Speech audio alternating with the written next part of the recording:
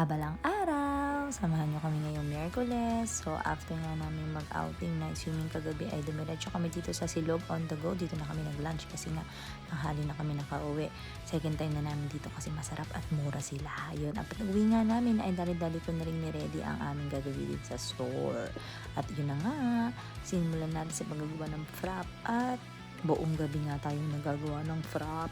Ewan ko ba, maraming umorder ng frap kagabi. Yan, araw ng Miyerkules. Yun nga, may umorder din ng kapeng barako. Gumagamit kami ng mocha pad sa aming kapeng barako. So yun, lahat na yata ng frap ko kagabi ay na-order. Matcha frap, choco chip frap, tapos yung mga fruit na series natin ng mga frap. Ang dami talagang umorder ng frap, kaya puro frap ang nasa video ko today. So yan, o diba, ganyan ako gumawa ng frap. Ako ang naka-assign sa frap pag naka-duty kasi nga concentrate si hubby sa mga coffee and mga drinks namin iba. At saka ako yung expert dito sa frap.